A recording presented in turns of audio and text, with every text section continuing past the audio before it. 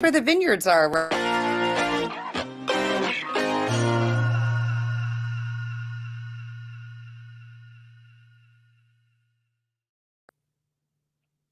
Hi, everyone. Lisa Resnick, Homes and Hops. I am sitting here with the Dennis Schiraldi. How are you? Usually crickets come out after that. Maybe some booze and some hissing. What's up, Lisa? How are you? It's good to meet you in person. Good. I know. So Dennis and I was saying this earlier to those at Youngstown Studio. I was like, this is my first time actually meeting Dennis. I was like, we've just been Facebook messaging like back and forth for a long time now. We have been, and it's a bit intimidating on my end. You've done such a great job with Homes and Hops. It's got this great following. I told you like just a minute ago, like I recognize how important it was for, I think, my clients to get some time with you, because I think they got interesting stories, and I think you do a great job with interviewing them live and the stuff you have going on your website. I have a little bit of website envy. Like yours is so clean and nicely presented, and I feel like I have a mine's great like, guy. like He's my, awesome. My brain. I feel like my website's like my brain. Like it's just. It's, I mean, I'm impressed when you know this, being in marketing, like, like to be able to convey your story to someone else, to then translate that to the vision that you're talking about is not an easy thing to do. So I will have to say his name is Jeff Lidleybridge. I'll give him some props. He is absolutely phenomenal. He is a great website designer. And he is more on top of that website than I am. That's good. You don't want to have to be an individual that manages a website, right? And that's one of the things that, as a small business owner, you get caught up in like, I've been better this year at saying, okay, what's my value to managing my website?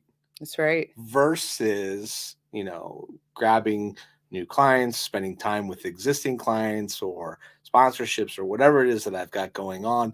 Maybe it's a walk with the dog or time with my kids, but what's that value exchange, right?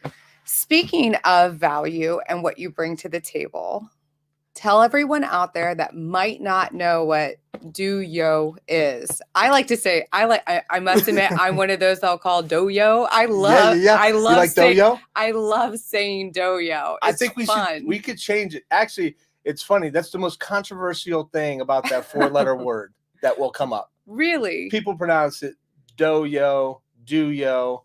One time I paid a keynote speaker and she got up on stage and pronounced it the D-O-Y-O. Oh. So I was like, hey, it's an old Saturday Night Live skit. Like whatever you're calling it, as long as you're saying it, I'm cool with. You're good, because we're visualizing it in our minds when we say it. You got it. I think do-yo's fun.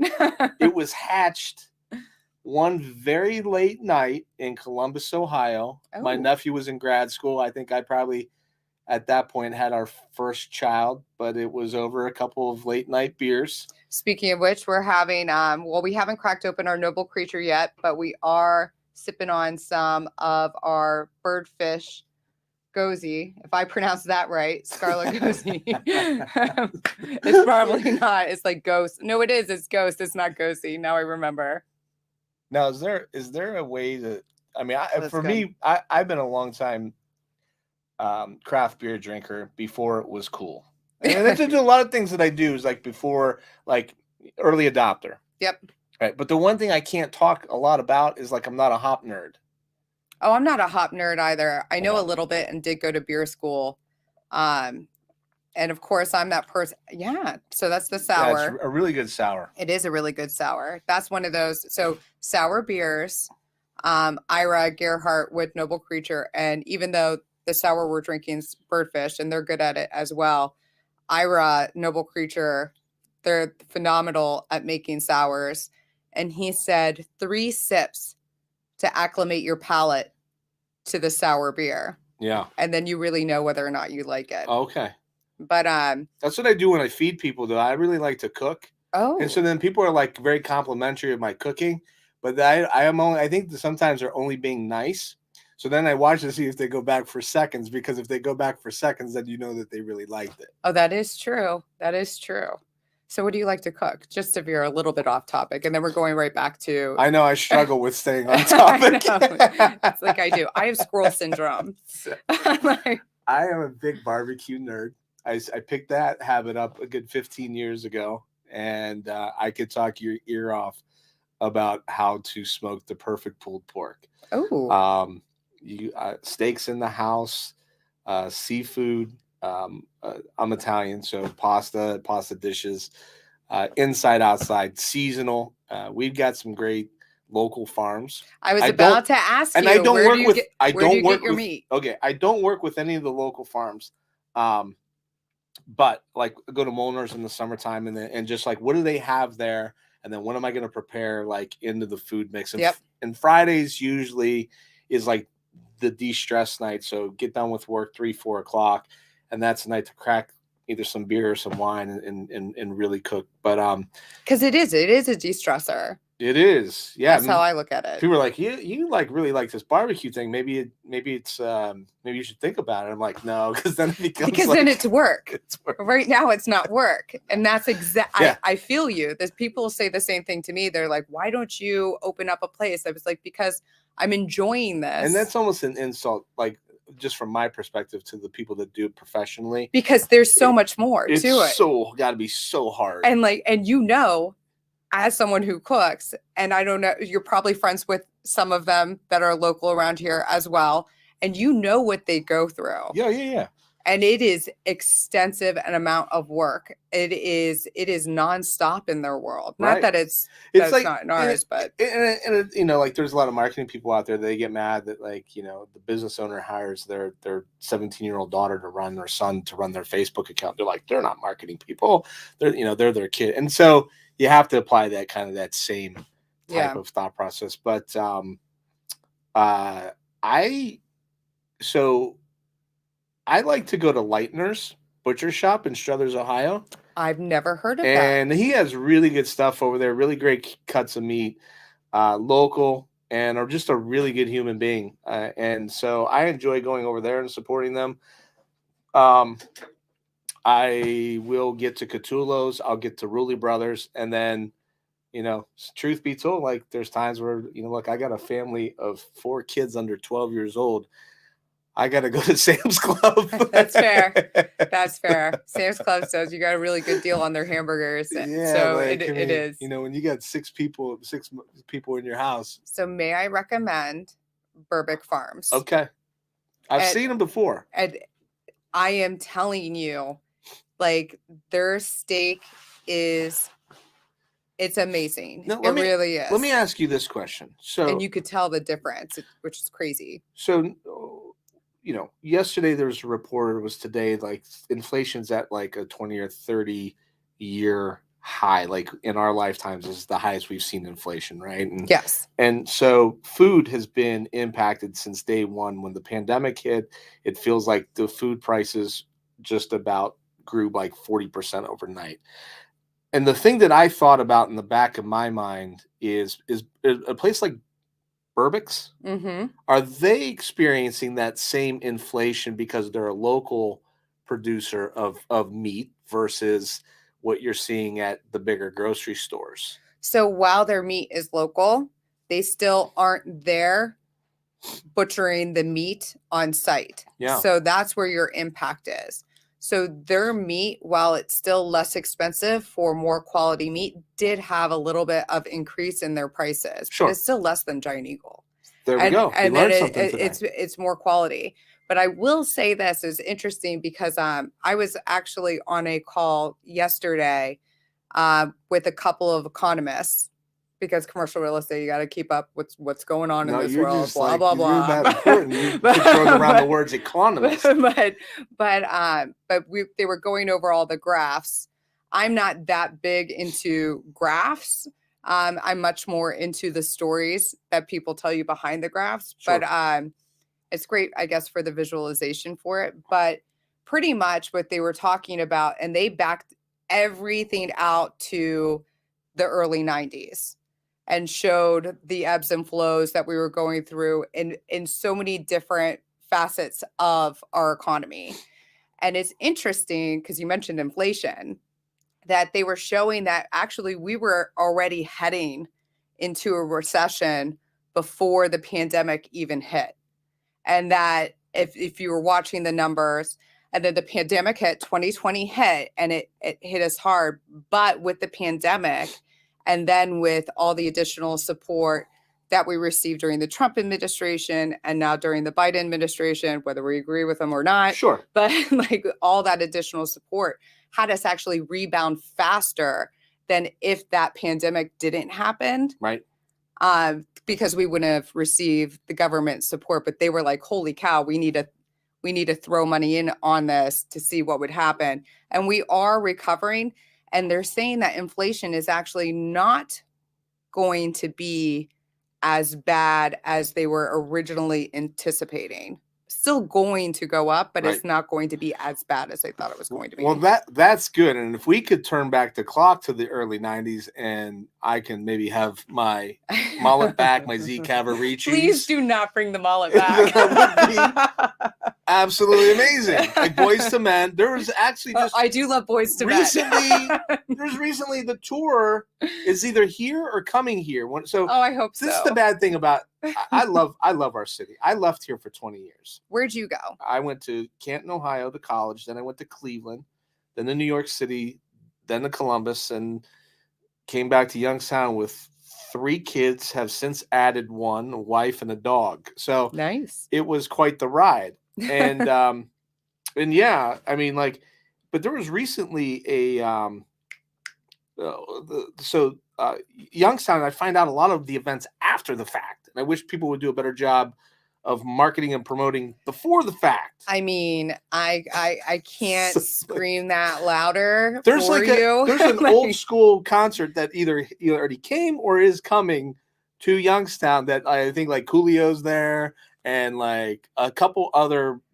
There was one over the summer that it was, I believe, like they had a magnitude, like tons of people still went. Yeah. But it was much more word of mouth that I even heard about it. Like kind of just my friends being like, are you going? Are you going? It's like, oh, I didn't know. Or I already planned something else or whatever.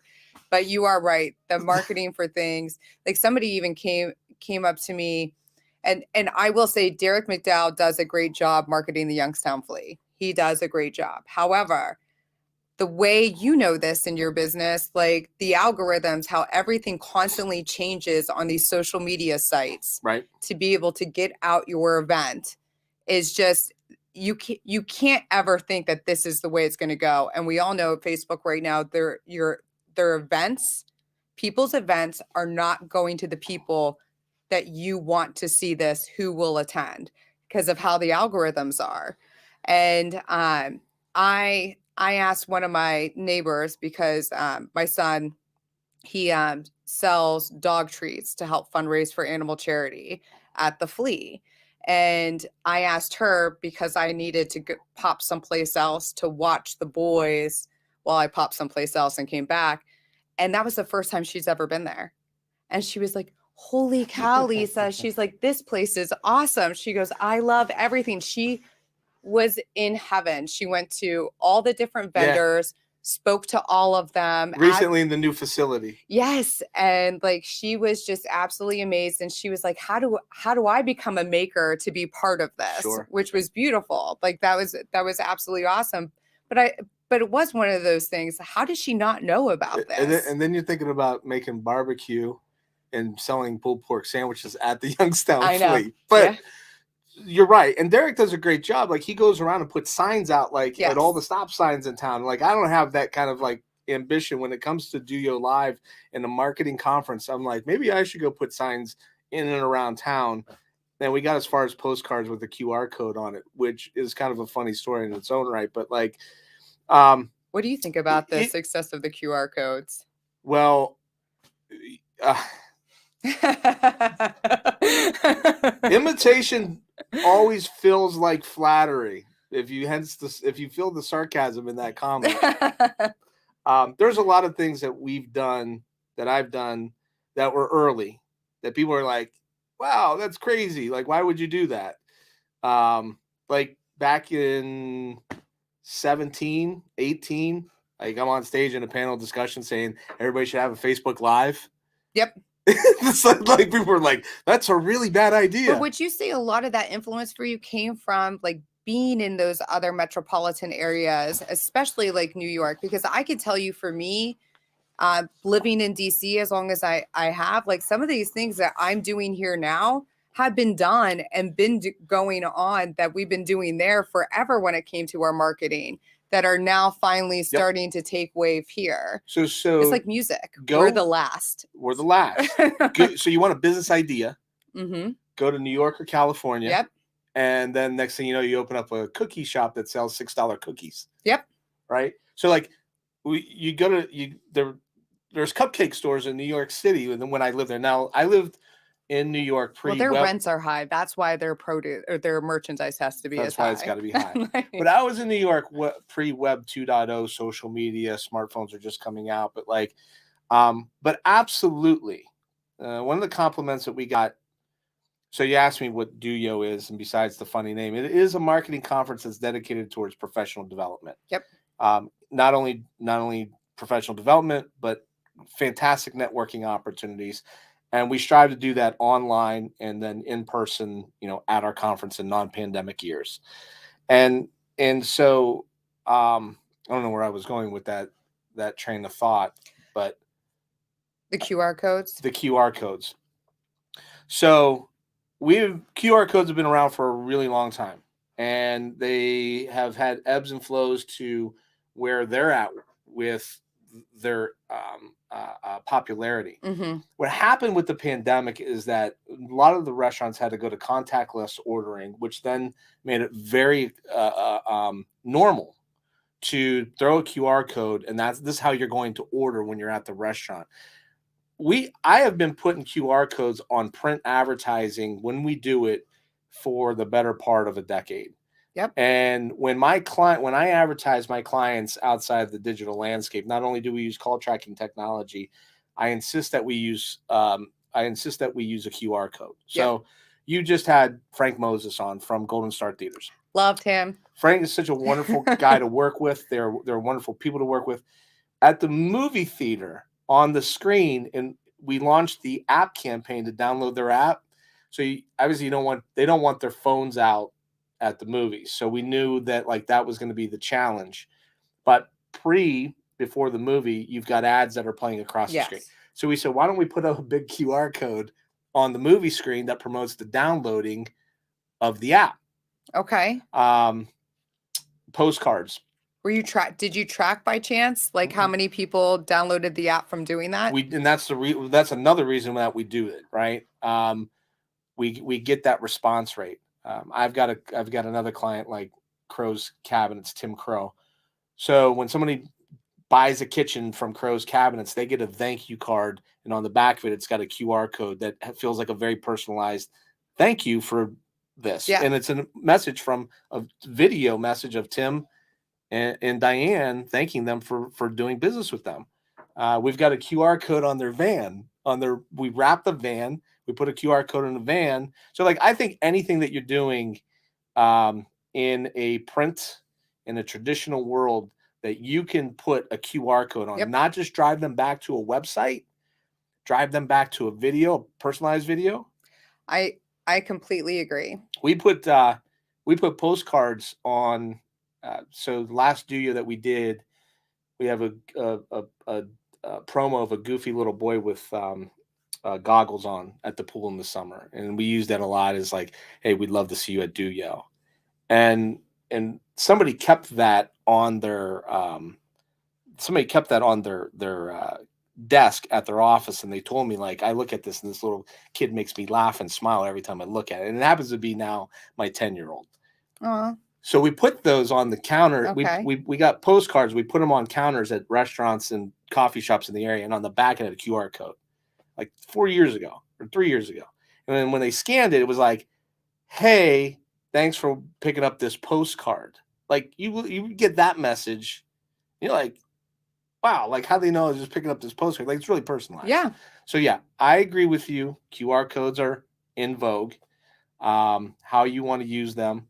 But I do also agree with you that things that I saw other places be like the Icons publication or the marketing conference, doing pocket, like bringing that back was a part of the whole ordeal. I think for myself and for everything that I've been able to do, I think as much as clearly I love this area, I came back to this area. Right, everybody relocates here. But I do feel like my most growth professionally and personally came from me leaving this area. And I think being able to come back and to apply and give back to this area everything I learned is what has helped me get to where I am now. Share that 1,000% with you. So there was no Catholic guilt involved with me and my wife's from this area of right. We gotta come home. We gotta come home. It was not that. It's true. I didn't have Catholic guilt. It was Jim Costler over at the Youngstown Business Incubator, and it was in, I don't know what year it was, but it was obviously over 8 years ago. So it was probably 9-10 years ago. I got that email that he sends out that if you were home visiting for the holidays, you should come and see what's going on at the incubator. And I did that. Isn't that awesome? And like there's this pulse that I saw a decade ago that when I left in 91, we had the highest murder rate per capita. We were second in line to Richmond, Virginia. And all this economic development and all this growth, and like the people that didn't leave here, it's kind of like that nephew that you see like here, and the next thing you see him a few years later, like, what are they feeding you? You're like, this big. Yes. And that's what Youngstown looked like to me. So I was like, there's a lot of opportunities here. And Jim said, one of the most profound things anybody's ever said. He's like, we want you, people like you, that have what you have learned elsewhere. And at the time, I was with GE Healthcare too. I'd left a small venture capital backed business and went and worked for GE Healthcare.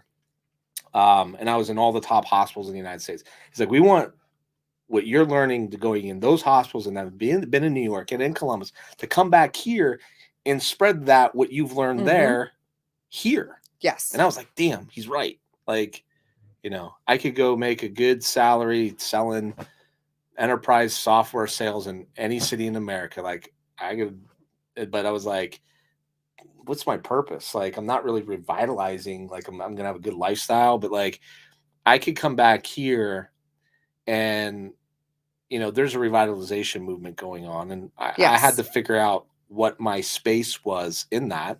True. I mean, I went and picked up trash at the Boys and Girls Club one Saturday with my nephews.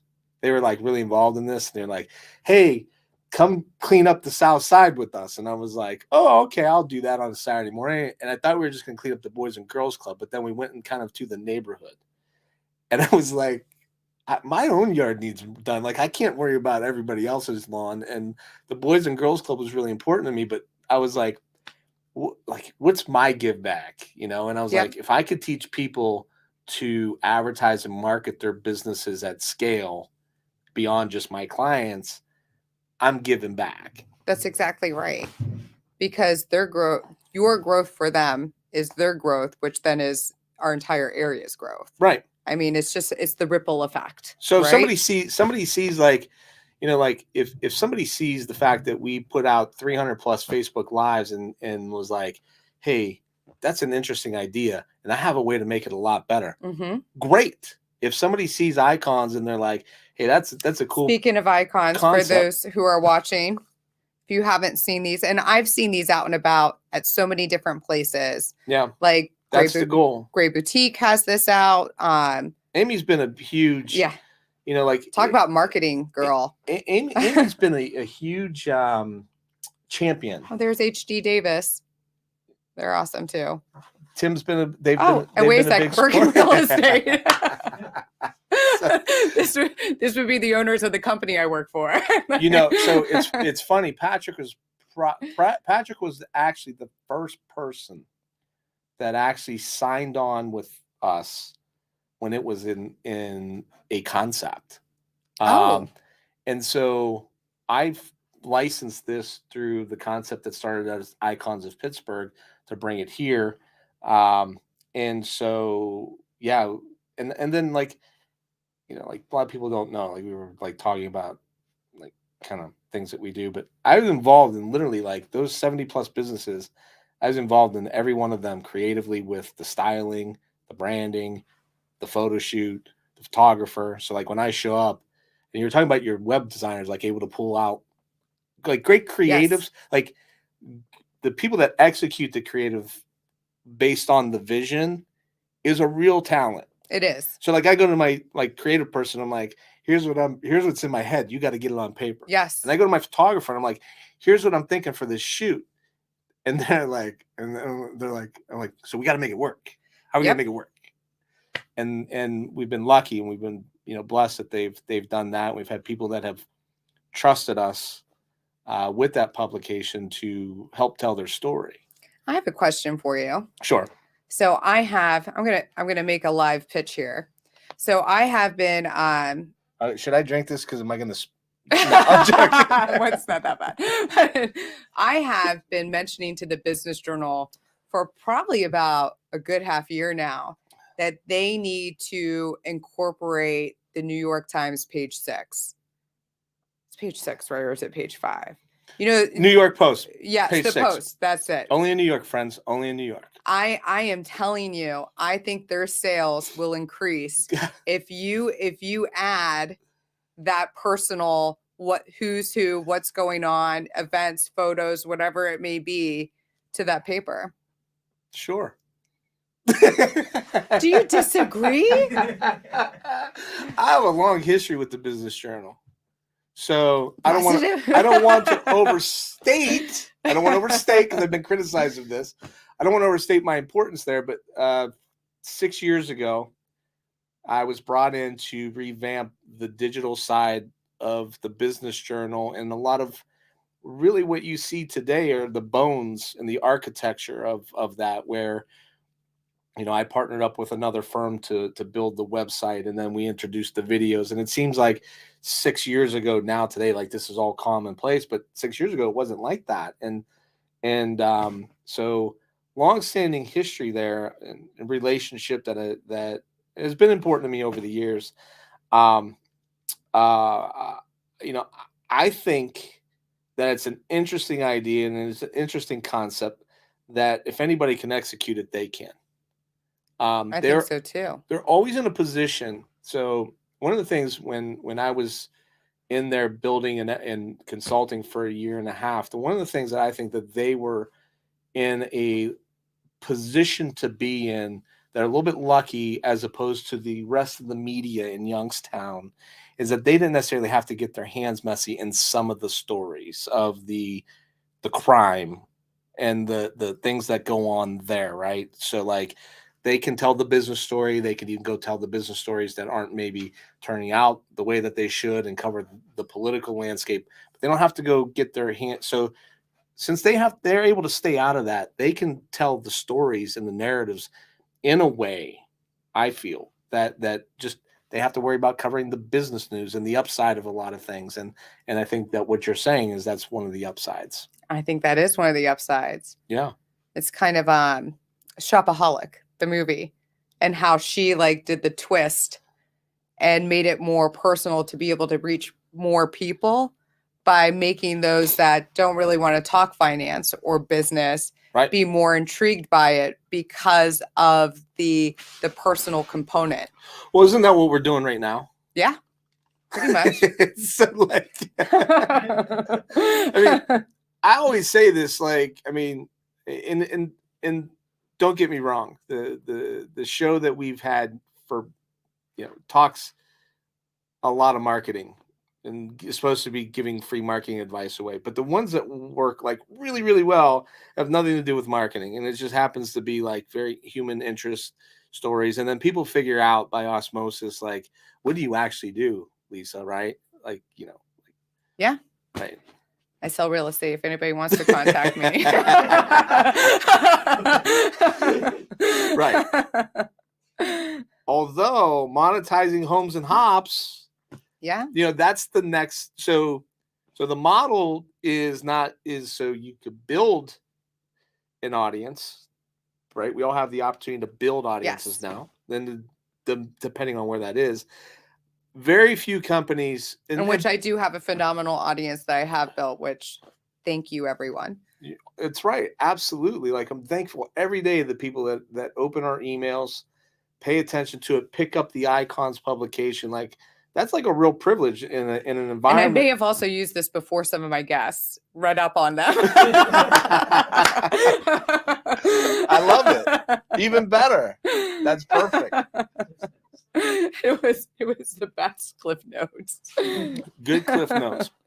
I think that people need to start thinking about, people think about their marketing as an ROI of, I'm going to put out $1 to make 10. Yes, and you can't do it that way. You can't. I think that your marketing, you need to think about how you can actually be thinking like a media company, Homes and Hops, right? Right. Gets a sponsored show. And even though your primary business is real estate, call me. Call her. Right? Primary business is real estate, but like there's nothing to say that like there's that opportunity for sponsorship on Homes and Hops. Like, yes, there's nothing to say that a construction company could put together a print publication of their own and go out and find people that they do business with, subcontractors, to advertise in that publication and make that publication about Youngstown, Ohio, where they primarily do business.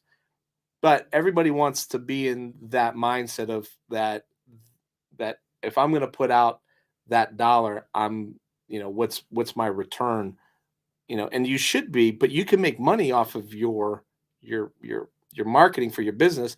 And it could even be a break even that you invest back into your business. Yes. It's a long road to hoe, though. It is a long road to hoe. And I want to say this to everyone, your clients that you've had, the clients that you're going to get, marketing, content marketing, it's your marathon. You can't expect for you to hire someone in the marketing field and say, hey, help me grow my business. And then a month later being like, I'm not seeing the return. What are you doing wrong? Whatever, because it could be 6 months, a year, 2 years before you create that leverage and you start seeing the ROI, or however, but that it takes a long time for you to develop. I mean, it takes a long time for people to trust you and trust whatever you're bringing to them. It's not a simple turnaround. No, it's not your sprint. It's like, you get the magic hat, right? And just pull it out. And we talk about, though, a lot of times, lifestyle here in liposuction. Like, do you want to take the pill, or do you want to take to fix your problem, or I want liposuction? Did you just run the marathon? I did. You just ran the marathon. I did. Right. Imagine the marathon's clearly I would wait the next time until I recovered from liposuction. Then I would run the marathon. Right? Okay. So you won't run the next marathon until you forget about how painful the first marathon was. So that was my 5th marathon. Ouch. Which ones have you run? So I've done Baltimore, Rock and Roll, North Face, and then I did so one of them I say is a marathon. I did the 50K. So that's an ultra. Yep. And then and that one was Williamsburg single track. That one really mentally and physically broke me. You mountain bike too, or you just run? I just run. I don't say just. But no, I know, I get it. I picked up. Although I always find cyclists to be a little snooty to runners. So if we could go there for a moment, especially please. Triathletes, they're the most snooty. Okay, they're at the top of the echelon when it comes to the pecking order. Yes, they are. Road bikers are, and they know it. And road bikers are right here because typically a triathlete is not doing an off-road, they're doing an on-road. So they're also road bikers. Yep. Road bikers are also in that same category. Now, if you were talking personas, they also typically ski. Ooh. Road bikers typically ski. Now, we go over to the grungier side of the world. Mm-hmm. Mountain bikers. Yes. Raise my hand, that's me. Okay. Mountain bikers typically drink craft beer and snowboard.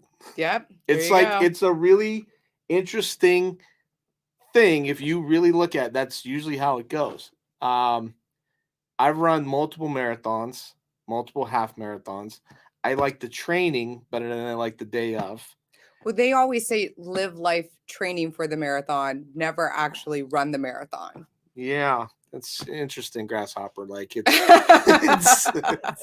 As I drink my beer, the worst thing I I've ever become more Confucius. the worst thing I've ever done is that, if that's even a way to put it, the most miserable thing I've done was the 100-mile mountain bike race. Oh my gosh. I was in the, like, that to me, I was like, that's like picking up the hobby of cooking and going, I want to open a restaurant. Yes. It was, I really love mountain biking. Today I really hate it. So I know you really went the other way. I checked that box and know Okay. I never want to do that again. So you did single. Now the single track was how long? How long did it take me? Or it was 32 miles. Ouch. Yeah, that's a long way to go. Yes, it definitely was. And I would have to say, after I passed 26, there were moments of crying. There was probably moments of me like battling within my mind. If I just lay down on this trail for a little bit, just to give my body some rest. But I knew that nobody would find me. I would be dead out there. I needed to keep going. But I will tell you, that was probably, when you talk about life-changing moments, Sure. that was one of those life-changing moments that it gave me the awareness that I can get through anything. Like, that I do have the mental capacity to push through, which was a phenomenal gift that I was able to get. And then this last one was the Youngstown Marathon. That was my fifth and final. Final? I say it's my final. Of course, I said that with the North Face, but I like, this is my final. Like, I'm getting older. My body's breaking down. I'm like, I can just do half marathons. That's okay. Yeah.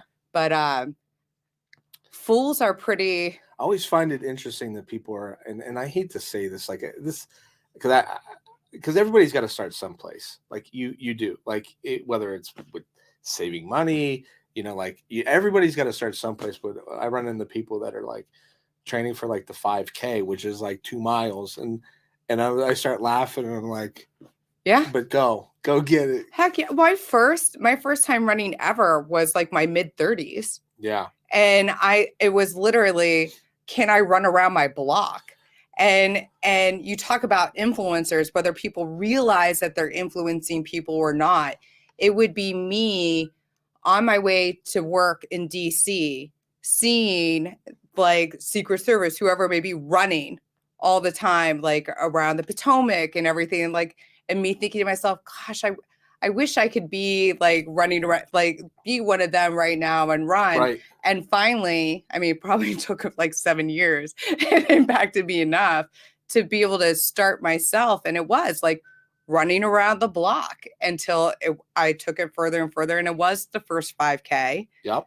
That I did on my 35th birthday. That was my first 5K. And then after a couple of those, I needed to do more and more until I got it is stupid. But no, look, you're right. And yeah, you take it to the extreme. It's so crazy, but to get there. So I picked up the running habit. It took me 3 or 4 miserable tries of even getting to the starting line of a half marathon and failing, either getting injured, not training properly, whatever that case might be, to actually getting to the starting line. And then the first marathon, like literally in marathon, shifting the goal of like, I'm going to break 4 hours to, I'm always like, I'm just going to finish. I'm not going to walk. No, I'm just going to finish. Right. And so like, and I think that all the things, like we downplay, athletics and the importance of athletics, and so many people live vicariously through their kids and in all the wrong ways in youth sports. Oh, I know. But if you do it the right way and you do it with the process and the right lessons in life, the gifts that you get, like I'm guessing that it took you longer than 7 years to become a success in real estate. Yes. Right. So the overnight success that I am with Do Yo Live in 15, 20 plus years is that marathon. Yep. Right. And that comes with doing that, but it also comes with the same mentality of starting out to train, That's right. to run this, to mentally get through this. It applies like to everything. Everything. Absolutely. The endurance and stamina that you learn through the training process teaches you just in general in life that you have to have both in order. And what was it that you said before? And you were talking about the 3 times before you actually conquered the half. Would you say the difference is between those that are successful? Good versus great. Yep. And that's the thing that we talk about in our house all the time is good gives up, great keeps going. That's right. I think I told you 10 years ago, I did a webinar. This is how long I've been in digital marketing and marketing in general. People like video's hot. Like, yeah, no kidding. Like video was hot. Like when YouTube came out, now video's hot again. But like, I did a LinkedIn social selling webinar 10 years ago. I had approximately no people register for that webinar. Not one, but I did it anyway. Mm-hmm. And I had someplace like we were in Columbus. We were driving back to Youngstown. I was like, no, I'm stopping this coffee shop. I'm doing this webinar a decade ago, even though there's nobody on here because I have to do it. I have I have to do it. I have to go through with it. If nobody shows, then all right, that's fine, but we're going to do it. Yeah. Got to keep going. Got to keep going. I mean, if you know this is what you want, then you don't stop because of other people. You keep doing it. Yeah. And eventually it'll catch wave and people will join you. Oh yeah.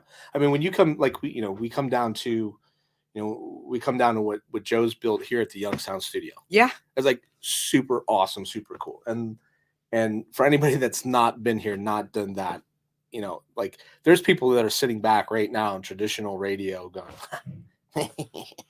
right? And like, but you can't you could either only laugh at it, wake up, prove them wrong in the morning, maybe use it as motivation. Maybe they don't get it. Eventually they come around. Maybe they don't, but whatever. But it's like, that's what's out. That's what happens. I mean, that's. Listen, Joe was Jeff Bezos before Jeff Bezos became Jeff Bezos.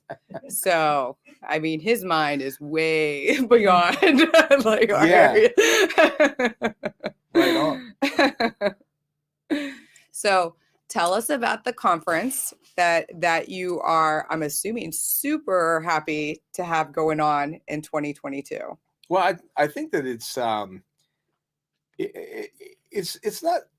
not super happy for me as a business. It's not super happy for here's why it's super happy is because the world seems like it's returning to normal. Yeah. Right. So like unselfishly, selflessly, like if we're able to do a marketing conference where 200, 300, 400 people are going to get together and feel comfortable and just not bound to constriction, it obviously means something in the world's going the right direction. That's right. And so that's a good thing for everybody. Did you pick a location yet? No, we haven't picked a location yet. That's still kind of up in the air. We've got 3 places that are identified. Since it says Do Youngstown, Do Yo. Doyo. Doyo. Whatever you want to call it. We do feel it's a Youngstown region that's represented. And I think that a lot of people get caught up in, if it's not at the corner of West Federal and Phelps Street, revitalization doesn't care much about anything about demographics of race, religion, color, creed, and exact proximity of something. That's true. The region benefits from these things. So if we can be in Youngstown city limits proper, we're going to do it. There's 2 locations that I've got identified in the city, and if that doesn't work out, then we've got another one just about on the outskirts. But then my mind starts to wander a little bit with maybe doing something a little bit more non-traditional, kind of like the barn type of setting or something like that. So we'll figure that out here kind of quickly. So do you have your speaker lineup? Call for speakers at doyolive.com or doyolive.com. However you want to say it. I mean, come on. Isn't it fun to say doyo? It is fun. I'm just like excited to you know what it is. I also know when the deadline is for speakers. You do? January 15th, 2022. Uh-oh. All right, good. I'm glad you've been creeping. Of course. I also saw that you went on a biking trip. I did. And here's what I got out of that biking trip. So this, I don't know if you could zoom in on this, but this is what I got out of the biking trip. Ooh. So it looks a lot more painful than what it is, but does. It's a hammered finger. And I'd love to tell you there was this amazing story about this bent finger that won't straighten out. Oh, wow. I didn't even get on a bike yet. We rode 50 miles of single track. There was 6,000 feet of elevation involved, trees, the whole nine, like hardcore mountain biking. I'm unzipping the tent bag. Oh, no. And it got stuck. And I pulled it, and I felt my finger pop. And I brought my 12-year-old over, and I was like, Michael, can you pull my finger? And he looked at it, and he gave it one of these, like, I'm going to get sick, Dad.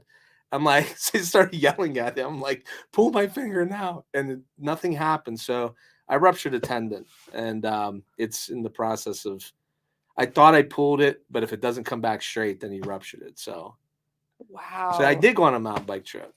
Raystown Lake. I highly recommend it. It's a great place to go in a camper. We camped in a tent, and it was fun. It was great. It was a great trip with my two older sons. They like to ride. But Call for Speakers is open. You don't have to be a marketing expert. We've given a lot of people their first time opportunity to launch their speaking career at Do Yo Live, and they've gone on to bigger and better things and still think highly of us to come back. Having a tie to Youngstown, Ohio, obviously is a really, really big factor for us. We've always had people that are either from here, they have a tie back here. We've had 7-8 speakers over the past 4 or 5 years that have spoken at some of the largest, most prestigious conferences in the country. So we have the experience. We have the first timers. We're looking for Facebook 101 advice to artificial intelligence, big data analytics, cryptocurrency. How to stalk people. Right. How to stalk, how to utilize modern day methods to learn about people before you meet them. That's so there's some context. And we'll finalize Call for Speakers in January, and then we'll start announcing them and rolling them out. And you're part of a 6-month content strategy, so your name will be popping up like all the time if Facebook allows you to see it. They don't change their algorithms, right? Yeah, and that's what we're doing. We're coming back in August of 2022. And just remember, like and follow Doyo's Facebook page, because now you have to follow, not just like. Right. And follow. That's right. It's what the kids do. They say, like, follow, comment. Yeah. Pretty soon we'll see Dennis on Reels. TikTok. I am. I'm on everything. And the reason that I can't do Snapchat. I'm not into Snapchat. That's my limit. So I feel like I am on everything, and it's my own personal social media is a lot of times a test kitchen, because eventually somebody's going to ask me, like a client, like, should we be on TikTok? And so humble brag, like I just got a call from Facebook, and I'm being considered for this wink, wink elite Facebook business leaders network. Did anybody get that call? Anybody get that call? My phone's over there, though. I don't know. So this is like an hour-long ordeal. Like, Facebook doesn't already consume enough of your time. I know. But the guy on the phone was really nice. He's like, I want to interview you because you're being considered for. I'm like, does this mean I have to spend more money? He's like, no. He's like, this is a selection process, and if you get selected, like, I'm like, do I get to meet, like, I said this the other night because I had a problem with people's names. I was like, did I get to meet Zuckerberg? And my wife's like, you do know it's Zuckerberg before you meet him. You know? That's funny. I was like, yeah, I do. Yeah. So I don't know. Maybe it'll happen. Maybe I just jinx myself. That's awesome. Oh, I hope you do. That'd be pretty cool. And I'll let you know if I do. At Doyo. At Doyo. That's right. Well, thank you. Right, cheers. Thank you very much for having me on. Appreciate it. Definitely. Thank you for coming on. Yep, you got it.